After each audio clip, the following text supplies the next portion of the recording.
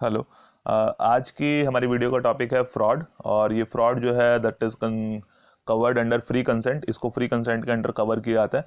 When consent is influenced by fraud then it will not be said that consent is free consent. की अगर जो है consent fraud से influenced है तब ये नहीं कहा जा सकता कि कंसेंट जो है वो फ्री कंसेंट है।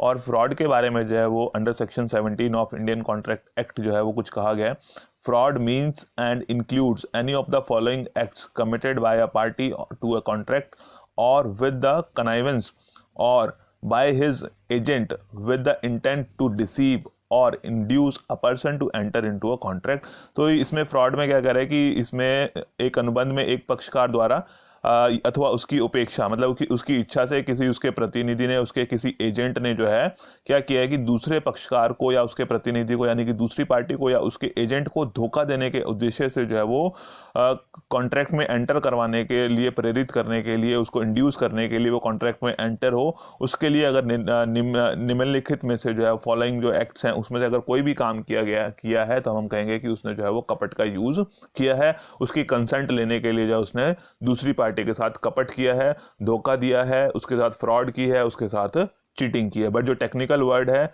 जो लीगल डेफिनेशन में जो वर्ड है दैट इज फ्रॉड, तो हमने फ्रॉड का ही इस्तेमाल करना है, वर्ड जो है फ्रॉड ही यूज करना है। तो फ्रॉड का मतलब हो गया कि जब जो है एक पार्टी या उसका एजेंट या उसकी इच्छा से कोई पर्सन जो है वो दूसरे पर्सन को धोखा देने के उद्देश्य से जो है वो इनमें से जो अभी आपको बताने वाले हैं कि ऐसा कोई काम करता है तो उसको फ्रॉड कहा जाएगा। The suggestion that a fact is true when it is not true and the person making suggestion does not believe it to be true। कि किसी ऐसी बात को जानबूझकर सत्य बताना जो कि सत्य नहीं है, जिसे बताने वाला भी सत्य नहीं मानता। तो फ्रॉड में मैंने जैसे बताया कि उसकी अपनी इच्छा होती है और वो जानबूझ के जो है झूठ बोलता है, जानबूझ के, यानी कि उसको पता है कि ये बात सच नहीं है बट फिर भी दूसरे को इस तरह से बताता है कि वो बात सच है। मान लो ए ने जो है वो बी को अपना घोड़ा बेचना है और उसको पता है कि ये जो घोड़ा है ये जो है घोड़ा बीमार है और वो उस बात को जो है नहीं बता रहा है क्योंकि बीमार घोड़े को जो है दूसरा पर्सन नहीं खरीदेगा। तो वो दूसरे पर्सन या हो सकता है कि चलो खरीद ले, वो उसकी अलग बात है, बट नॉर्मल कंडीशन में क्या है कि उसको नहीं बता रहा है, उसको कह रहा है कि ये घोड़ा जो बिल्कुल एकदम ठीक स्वस्थ घोड़ा जो है वो फिट एंड फाइन है और आप इस घोड़े को ले लो इतने रुपए में। तो उसमें क्या है कि उसको पता है कि जबकि घोड़ा वो बीमार है, ठीक नहीं है, बट फिर भी उसने जो है उस बात को छुपा लिया। तो उसको हम कहेंगे कि उसने उसके दूसरी पार्टी के साथ फ्रॉड किया है। मतलब जानबूझ के जिस बात को हमें पता है कि वो सच है बट उस सच को हम जो है जानबूझ के नहीं बताते कि सच क्या है और गलत इंफॉर्मेशन जो है दूसरी पार्टी को दे देते हैं, तब फ्रॉड माना जाता है। Then the active concealment of a fact by a person having knowledge और बिलीफ ऑफ द फैक्ट। कि किसी व्यक्ति या द्वारा किसी तथ्य को छिपाना जिसका उसे वास्तविक ज्ञान अथवा विश्वास है।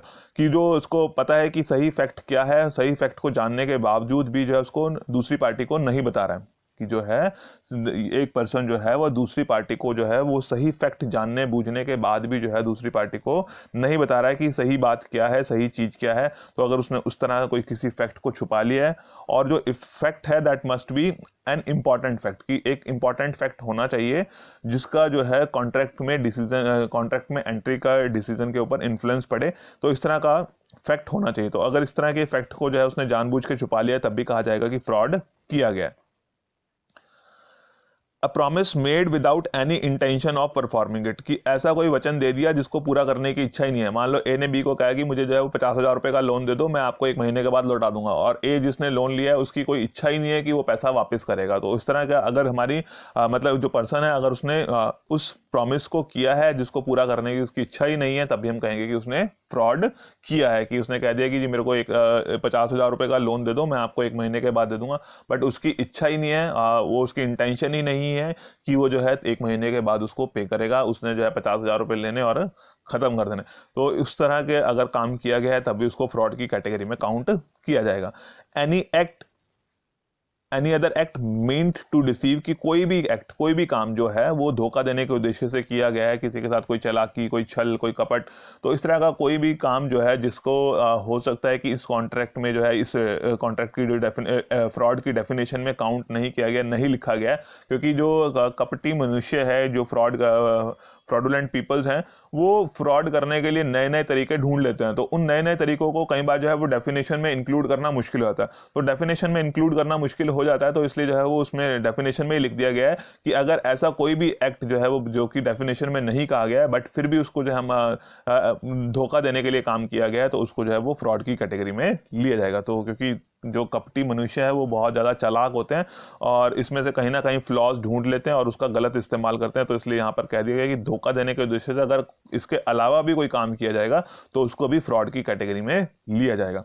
एनी सच एक्ट और commission as a law specially declares to be fraudulent, कि कोई भी ऐसा कार्य या भूल या गलती जिसको जो है वो राजनियम के द्वारा जो है विशेष रूप से कपटमय घोषित किया गया है, कि कोई भी ऐसा एक्ट या कमीशन या कोई काम जिसको जो है वो स्पेशली जो है कोर्ट मतलब लॉ में जो है उसको फ्रॉडुलेंट डिक्लेयर किया गया। फॉर एग्जाम्पल कि जैसे जो है कोई जो इंसॉल्वेंट पर्सन है वो इंसॉल्वेंट पर्सन जो है वो अपनी प्रॉपर्टी का जो है वो लेन देन नहीं कर सकता, अपनी प्रॉपर्टी को जो है वो बेच नहीं सकता, तो प्रॉपर्टी की डीलिंग नहीं कर सकता। बट अगर किसी दिवालिया ने किसी इंसॉल्वेंट पर्सन ने ऐसी कोई डीलिंग की है तो जो है वो फ्रॉड एक्ट में काउंट किया जाएगा, कि ये कहा जाएगा कि उसने जो है वो दूसरी पार्टी के साथ फ्रॉड किया है। और sometimes being silent not saying anything can also be fraud, कि कभी कभी जो है वो मौन रहना भी कपट हो सकता है। बट जनरली जो है हम नहीं मानते कि जो है मौन रहना जो है वो नहीं बोलना, साइलेंस को हम कपट की कैटेगरी में नहीं लेते, साइलेंस को फ्रॉड की कैटेगरी में काउंट नहीं करते हैं। बट कभी कभी जो है वो साइलेंस जो है कपट का कपट माना जाता है, साइलेंस को फ्रॉड माना जाता है। फॉर एग्जांपल कि ए जो है एक पर्सन है, उसने जो है वो इंश्योरेंस कंपनी के पास गया और इंश्योरेंस कंपनी को कहता है कि जी मेरा लाइफ इंश्योरेंस करना है मुझे, और उसने जो है वो इंश्योरेंस कंपनी को ये नहीं बताया कि जो है उसको हार्ट की प्रॉब्लम है या कोई मेजर डिजीज है, उसके बारे में उसने जो है वो बताया नहीं है। तो उसकी जो साइलेंस है that will be treated as fraud, कि उसने जो है उस इंश्योरेंस कंपनी के साथ धोखा किया है। मतलब जानबूझ के हमें पता है बट हम भी उस बात को नहीं बता रहे हैं, साइलेंट हैं, कपट तो मौन रह रहे हैं, तब भी उसको कपट की कैटेगरी में लिया जाएगा। तो इस तरह से जो है वो कई सारे एक्ट्स जो है कई सारे काम जो है इसमें बताए गए हैं।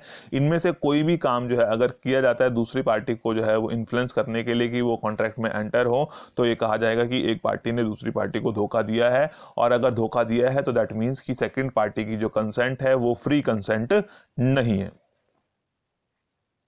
देन इसके कुछ असेंशियल एलिमेंट्स निकल के आ जाते हैं फ्रॉड के बारे में। इस डेफिनेशन से वो क्या क्या निकल के आ रहे हैं कि पहली बात फॉल्स रिप्रेजेंटेशन, गलत मिथ्या वर्णन, कि झूठ उसने जो है वो बोला है, कोई झूठ इंफॉर्मेशन उसने दी है और ये जानते हुए कि वो जो है इंफॉर्मेशन जो है सही नहीं है, उसने जो है उसके बावजूद भी उसको वो गलत इंफॉर्मेशन दी है। कि मान लो जो है किसी ने इंश्योरेंस कराना है तो उसको पता है कि जो लेडी है ये जो है वो 55 या 60 साल की हो चुकी है, 60 साल की होगी है, और उसने जानबूझ के जो है उसकी 60 साल की उम्र जो है 45 साल की लिखा दी ताकि वहां पे उसका इंश्योरेंस हो जाए। तो फॉल्स रिप्रेजेंटेशन है, गलत इंफॉर्मेशन दी गई है और गलत इंफॉर्मेशन को जो है हम फ्रॉड मानते हैं।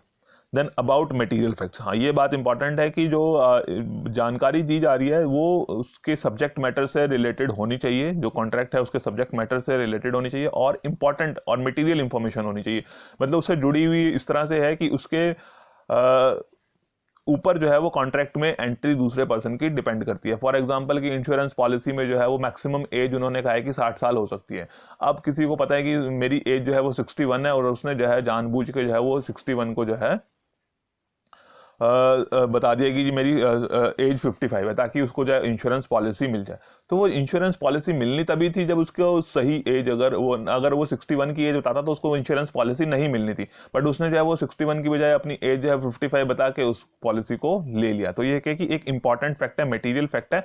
तो महत्वपूर्ण जानकारी जिसके बेस पर उसका कॉन्ट्रैक्ट में एंटर होना या नहीं होना डिपेंड करता है, तो इस तरह का इंफॉर्मेशन उसके अंदर दी जानी चाहिए। अगर कोई जनरल इंफॉर्मेशन है तब हो सकता है कि उसको फ्रॉड की कैटेगरी में ना लिया जाए। एंड इंटेंशन टू डिसीव, जो उसका इंटेंशन है, जो उसकी इच्छा है, जो वो करना चाह रहा है वो धोखा देने के लिए, मतलब जो ये एक्ट है जो फ्रॉड है ये उसने दूसरी पार्टी को धोखा देने के लिए किया है। And the party other party enters into the contract on the basis of such false statement. और ये भी जरूरी है कि हम कहें कि कपट हुआ है तो कपट तभी हुआ माना जाएगा जब दूसरी पार्टी जो है उस झूठे कथन के बेस पर, उस फॉल्स स्टेटमेंट के बेस पे, उस फॉल्स रिप्रेजेंटेशन के बेस पे कॉन्ट्रैक्ट में एंटर हो जाती है, तभी ये माना जा सकता है कि जो है उस पार्टी के साथ धोखा हुआ है। अगर उसने जो है कॉन्ट्रैक्ट में एंट्री नहीं की है, कॉन्ट्रैक्ट नहीं हुआ है दोनों पार्टीज के बीच में, तो ये बात ही नहीं आएगी कि उस फर्स्ट पार्टी ने सेकंड पार्टी के साथ धोखा किया है। देन अब बात आती है इफेक्ट्स ऑफ फ्रॉड की। जो फ्रॉड अगर किसी के साथ हो जाता है या किया जाता है तो उसमें जो है उसके क्या क्या इफेक्ट्स रहते हैं, कपट के क्या प्रभाव हैं, या फिर जो एग्रीव्ड पार्टी है उस एग्रीव्ड पार्टी के पास जो है वो क्या क्या रेमेडीज अवेलेबल हैं, क्या क्या उपचार उसके पास उपलब्ध हैं। पहली बात, क्योंकि अगर वो चाहे तो वो कॉन्ट्रैक्ट को तो पूरा कर ही सकता है जिसके साथ फ्रॉड हुआ है, तो वो ऑप्शन तो रहता ही है। बट उसके अलावा क्या ऑप्शंस हैं? पहला है रिसिशन ऑफ कॉन्ट्रैक्ट। रिसिशन ऑफ कॉन्ट्रैक्ट यानी कि अनुबंध की समाप्ति। अगर वो चाहे तो जो है जिसके साथ फ्रॉड हुआ है वो उस कॉन्ट्रैक्ट को पूरा करने से मना कर सकता है। बट यहां पर भी वही बात आती है कि जिसके साथ फ्रॉड किया गया है उसको कोर्ट में प्रूव करना पड़ता है कि उसके साथ फ्रॉड हुआ है। दूसरी पार्टी ने उसको गलत इंफॉर्मेशन देकर जो है वो कॉन्ट्रैक्ट में एंट्री कराई है, वो एग्रीव्ड पार्टी को कोर्ट में प्रूव करना पड़ता है और उसके बाद जो है वो कॉन्ट्रैक्ट को पूरा करने से मना कर सकता है कि अपने प्रॉमिस को पूरा ना करे, क्योंकि उसके साथ फ्रॉड किया गया है, फ्रॉड से उसकी कंसेंट ली गई है, उसकी कंसेंट फ्री कंसेंट नहीं है। दूसरा है रेस्टिट्यूशन, प्रस्थापन। प्रस्थापन में क्या बताया था मैंने आपको कि उसने अगर कोई प्रॉफिट दूसरी पार्टी ने अर्न कर लिया है उस कॉन्ट्रैक्ट से, तो वो दूसरी पार्टी जो है वो पहली पार्टी को, एग्रीव्ड पार्टी को वो प्रॉफिट वापस करेगी, या एग्रीव्ड पार्टी को कोई नुकसान उठाना पड़ा है तो वो नुकसान के भी जो है वो कंपनसेशन जो है सेकंड पार्टी करती है। And extra damages for fraud under law और torts as fraud is a kind of tort. कि अनुचित कार्य, अगर कोई गलत काम किया गया है और उससे जो है वो कोई एक्स्ट्रा नुकसान जो है एग्रीव्ड पार्टी को जो है उठाना पड़ा है, पीड़ित पक्ष को, कोई जिसकी कंसेंट फ्री कंसेंट नहीं है उसको कोई एक्स्ट्रा लॉस हुआ है, तो वो एक्स्ट्रा लॉस के लिए भी जो है वो कंपनसेशन डिमांड कर सकता है। प्रतिस्थापन में क्या होता है कि जो कॉन्ट्रैक्ट से जो बेनिफिट या लॉस हुआ है, डायरेक्ट कॉन्ट्रैक्ट से जो कोई बेनिफिट या लॉस हुआ है उसके बारे में बात आ रही है। बट अनुचित कार्य का मतलब है कि कोई एडिशनल लॉस जो कोई कॉन्ट्रैक्ट का पार्ट नहीं है बट फिर भी उसकी वजह से उसको नुकसान उठाना पड़ा है। मान लो कि उसको जो है वो बीमार घोड़ा दे दिया और बीमार घोड़ा जो है वो सही ढंग से चल नहीं पाया, तो बीमार घोड़े की जो कॉस्ट में जो डिफरेंस है, या वो बीमार घोड़े को नहीं लेना चाहता है, बीमार घोड़े को वापस करना चाहता है, वो तो उसका प्रतिस्थापन हो गया कि उसने जब बीमार घोड़ा वापस किया उसके बदले में जो पैसे थे वो ले लिए वापस। बट अगर वो बीमार घोड़े की वजह से जो है कहीं उसका एक्सीडेंट हो जाता है, गिर जाता है, चोट लग जाती है, तो उसकी वजह से उसका नुकसान हुआ है उसकी भी कंपनसेशन जो है वो यहाँ पर क्लेम कर सकता है। मतलब कि जो इनडायरेक्ट लॉस अगर उसको कोई होता है तो वो इनडायरेक्ट लॉस भी जो है रिकवर किया जा सकता है in case of fraud. And burden of proof of fraud, the aggrieved party has to prove that the fraud was committed in order to avoid the contract under section 19। ये under section 19 ये कहा गया है कि aggrieved party, पीड़ित पक्ष, अगर ये चाहती है कि वो कॉन्ट्रैक्ट को पूरा ना करे तो उसको क्या करना पड़ेगा, कोर्ट में प्रूव करना पड़ेगा कि उसके साथ धोखा हुआ है। धोखे में से वो जो आपको डेफिनेशन में जो पॉइंट्स बताए थे तो उसको बताना पड़ेगा कि इनमें से किस तरह से उसके साथ धोखा किया गया।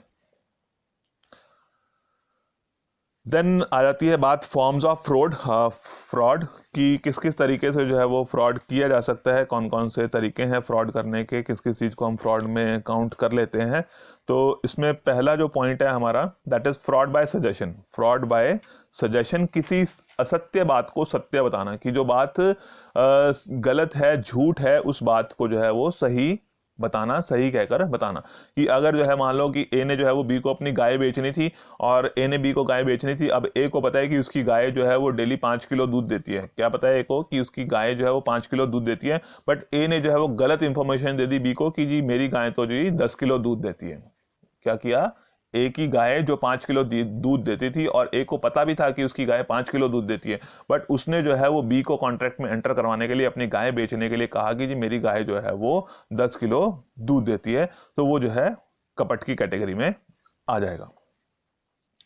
Than fraud by active concealment, concealment का मतलब छुपाना, कि किसी बात को जो है वो छुपा लिया गया है, तो जानबूझ के, कि हमें पता है कि वो फैक्ट है, वो इंफॉर्मेशन है और वो एक इंपॉर्टेंट मटेरियल इंफॉर्मेशन है और उस इंफॉर्मेशन का जो है बताया जाना दूसरी पार्टी को जरूरी है, बट फिर भी हम उसको छुपा लेते हैं, तब उसको जो है वो फ्रॉड की कैटेगरी में लिया जाएगा। इसके कुछ सब पॉइंट्स हैं, उनके बारे में देख लेते हैं। कि एक तो है ये आपका statutory obligation to disclose a material fact.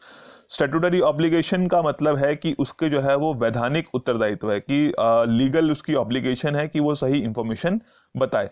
तो जैसे ट्रांसफर ऑफ प्रॉपर्टी एक्ट है, तो ट्रांसफर ऑफ प्रॉपर्टी एक्ट में क्या है कि बताया गया है कि अगर आपने किसी को अपनी प्रॉपर्टी बेचनी है तो आप परचेजर को बताएं कि प्रॉपर्टी आपके नाम पर है, किसके नाम पर है, लीज पे दी गई है, लीज पे ली गई है, तो उसके बारे में सारी कंप्लीट इंफॉर्मेशन जो है वो डिस्क्लोज की जानी चाहिए। कि जैसे मटेरियल फैक्ट के बारे में बात आ रही है, तो स्टैट्यूटरी ऑब्लिगेशन की वैधानिक उत्तरदायित्व है पार्टी का, कि लीगल ऑब्लिगेशन है कि उसने जो है वो दूसरी पार्टी को पूरी इंफॉर्मेशन बतानी ही बतानी है। और दूसरा है contracts of utmost good faith, की सद्भावना वाले अनुबंध, सद्भावना वाले अनुबंध, की सद्भावना के आधार पर, विश्वास के आधार पर जो कॉन्ट्रैक्ट्स किए गए हैं उसके बारे में भी जो है उसमें भी पूरी इंफॉर्मेशन जो है दूसरी पार्टी को दी जानी चाहिए, तो उसमें कोई इंफॉर्मेशन छुपाई नहीं जानी चाहिए।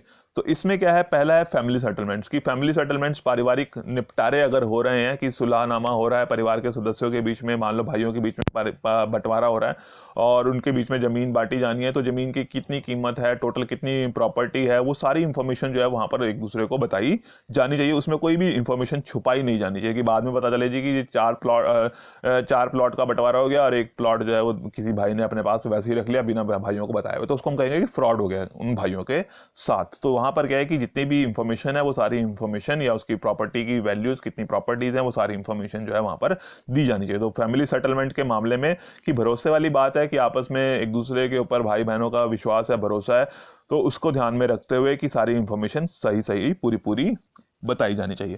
देन कॉन्ट्रैक्ट्स ऑफ इंश्योरेंस, की इंश्योरेंस में क्या है कि दो पार्टीज हैं, एक इंश्योर्ड है और दूसरा इंश्योरर है, कि एक ने बीमा करवाया है, दूसरा जो कंपनी जिसने बीमा किया है, तो दोनों के बीच में जो है वो सारी की सारी इंफॉर्मेशन जो है वो दी जानी चाहिए, जो कि मेन इंपॉर्टेंट मटेरियल इंफॉर्मेशन है, महत्वपूर्ण इंफॉर्मेशन है उस कॉन्ट्रैक्ट ऑफ इंश्योरेंस के लिए। कि जैसे मैंने बताया कि अगर आपने जो है वो लाइफ इंश्योरेंस लेना है, तो आप अपनी एज सही बताएंगे, अपनी जो है वो हेल्थ का सिचुएशंस के बारे में, हेल्थ कंडीशंस के बारे में जो है वो सही इंफॉर्मेशन देंगे, ताकि उसके अकॉर्डिंगली फिर जो है आपको पॉलिसी दी जाए, उसके अकॉर्डिंगली आपके प्रीमियम्स डिसाइड की जाए। तो इंश्योरेंस के टाइम पर भी जो है वो पूरी इंफॉर्मेशन दी जानी चाहिए। तो अगर जानबूझ के कोई इंफॉर्मेशन छुपा ली जाती है तो उसको फ्रॉड माना जाता है।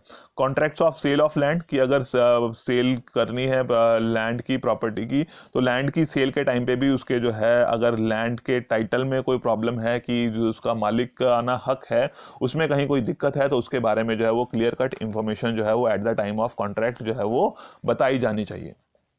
Then contract of guarantee, contract of guarantee क्या होते हैं? कॉन्ट्रैक्ट ऑफ गारंटी की, मान लो जिसमें जो है वो एक पर्सन और दूसरे पर्सन के बीच में कॉन्ट्रैक्ट हुआ है, थर्ड पर्सन जो है वो किसी एक पर्सन की गारंटी लेता है कि अगर ये अपने प्रॉमिस को पूरा नहीं करेगा तो मैं इसके प्रॉमिस को पूरा कर दूंगा। यानी कि ए और बी के बीच में कॉन्ट्रैक्ट हुआ, ए ने बी को जो है वो 10,000 रुपए दिए लोन के तौर पर, तो बी ने जो है वो लोन लिया और सी ने जो है वो बी की गारंटी दे दी कि अगर वो बी ने जो पैसे वापस नहीं किए तो सी वापस कर देगा, तो वो कॉन्ट्रैक्ट ऑफ गारंटी। तो कॉन्ट्रैक्ट ऑफ गारंटी में क्या है कि जो गारंटी देने वाला पक्ष है, जो गारंटर है, वो जानना चाहता है कि जो भी टर्म्स एंड कंडीशन ए और बी के बीच में, जो मेन पार्टीज हैं उनके बीच में जो भी टर्म्स एंड कंडीशन है, वो पूरी कंप्लीट कंडीशन उसको बताई जाए। अगर नहीं बताई जा रही है तो फिर वो जो गारंटर है वो अपनी रिस्पॉन्सिबिलिटी से, अपने प्रॉमिस से फ्री हो जाता है। तो इसलिए क्या है कि कॉन्ट्रैक्ट ऑफ गारंटी में सारी सारी इंफॉर्मेशन बताई जानी चाहिए, अगर नहीं बताई जा रही है तो वो कहा जाएगा कि उसके साथ फ्रॉड किया गया।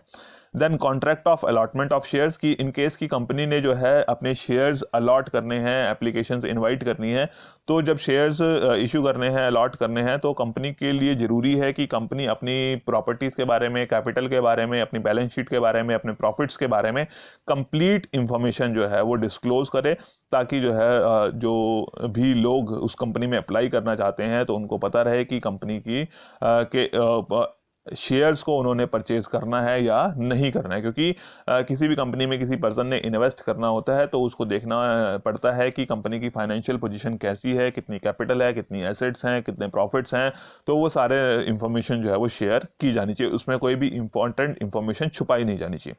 देन कॉन्ट्रैक्ट्स ऑफ मैरिज, की मैरिज के जो कॉन्ट्रैक्ट्स हैं, विवाह के जो अनुबंध हैं, उसमें भी दोनों पार्टीज़ की, एक की नहीं दोनों पार्टीज़ के लिए ज़रूरी होता है कि वो दोनों पार्टीज़ जो है वो सारी की सारी इंफॉर्मेशन, ऑल जितने भी फैक्ट्स उस मैरिज के कॉन्ट्रैक्ट के लिए ज़रूरी हैं कि दोनों लोग जो है एक दूसरे से विवाह के लिए राजी हो जाएं, तो वो या उनके डिसीजन को इन्फ्लुएंस कर सकते हैं कि उन्होंने विवाह करना है या नहीं करना है एक दूसरे से। तो इस तरह के जितने भी फैक्ट्स हैं, रिलेटेड फैक्ट्स हैं उस मैरिज से रिलेटेड, वो पहले ही डिस्क्लोज किए जाने चाहिए। अगर नहीं किए गए हैं तो और बाद में पता चलता है शादी के बाद, विवाह के बाद, तो उसको कहा जाएगा कि उसमें एक पार्टी ने दूसरी पार्टी के साथ फ्रॉड किया है, कि जानबूझकर पता होते हुए भी जो है उसने मटेरियल इंफॉर्मेशन छुपाई है।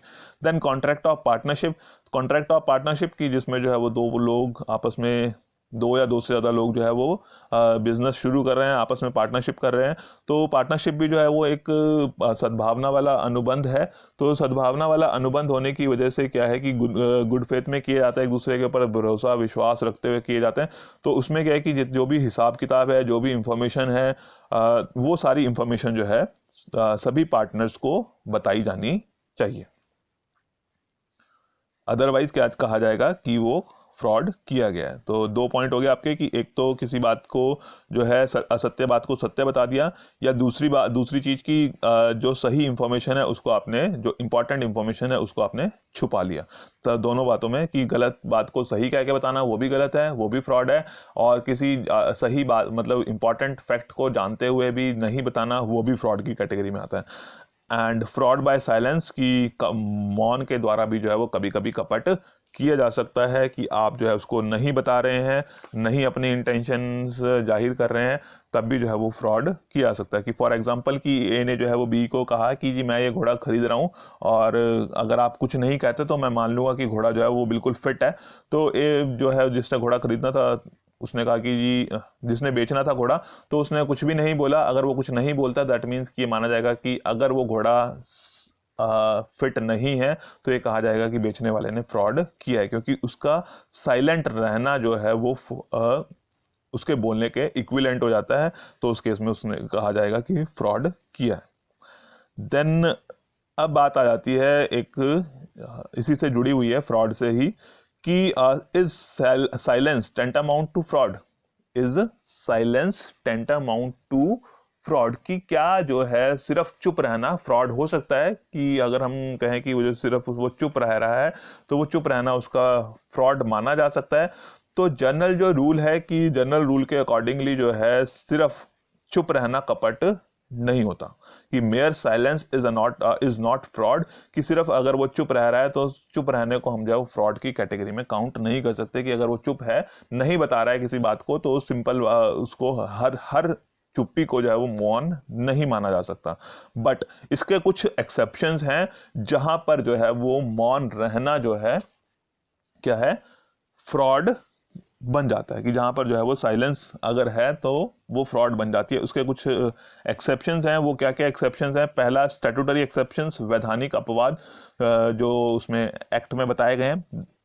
Where it is the duty of the person keeping silence to speak, कि जहां पर जो है क्या है कि it is the duty of the person keeping the silence, कि जो चुप रह रहा है पर्सन, उसकी ड्यूटी है कि वो दूसरे पर्सन को सारी इंफॉर्मेशन बताए।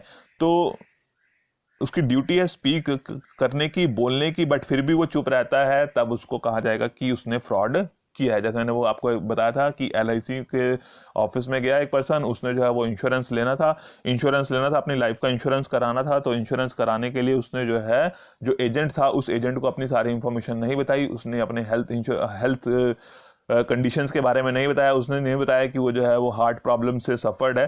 तो वहां पर कहा जाएगा कि उसने जो है वो फ्रॉड किया है, क्योंकि उसकी ड्यूटी थी कि उसको जो है वो अपनी हेल्थ कंडीशंस के बारे में, अपनी एज के बारे में सही इंफॉर्मेशन देनी है, अगर वो जीवन बीमा कराना चाहता है। Where silence is equivalent to speech, कि जहां पर जो है वो साइलेंस जो है वो बोलने के बराबर है, जहां पर जो है वो मौन रहना बोलने के समान हो जाता है, वहां पर जो है कहा जाएगा कि फ्रॉड है। जैसे मैंने भी आपको पीछे एग्जांपल दिया था कि जैसे ए ने जो है वो बी को घोड़ा बेचना था, ए जो है वो अपना घोड़ा बी को बेच रहा है और ए को पता है कि उसका घोड़ा जो है वो फिट नहीं है, ए को पता है कि उसका घोड़ा जो है वो फिट नहीं है, और बी जो है उससे पूछ लेता है कि बी जो है वो ए को कह देता है कि अगर आप कुछ नहीं बोलते तो मैं मानूंगा कि ये घोड़ा जो आप मुझे बेच रहे हैं दैट इज फिट।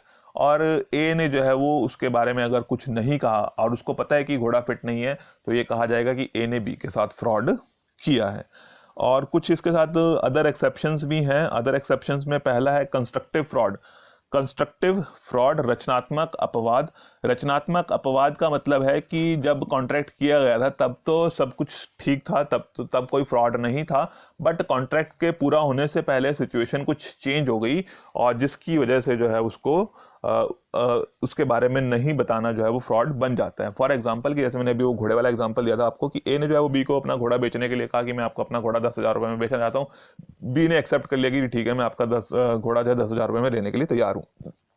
बट जब तक वो एक्चुअल में उस घोड़े की ट्रेडिंग होनी थी उससे पहले ही जो है वो घोड़ा बीमार पड़ गया। तो अगर जो है वो कॉन्ट्रैक्ट पूरा होने से पहले जो है वो घोड़ा बीमार पड़ गया, तो ए की ड्यूटी थी कि वो बी को बता दे कि जी ये घोड़ा जो है वो बीमार हो गया। बट अगर वो ऐसा नहीं करता है तो उसको कंस्ट्रक्टिव फ्रॉड कहा जाएगा।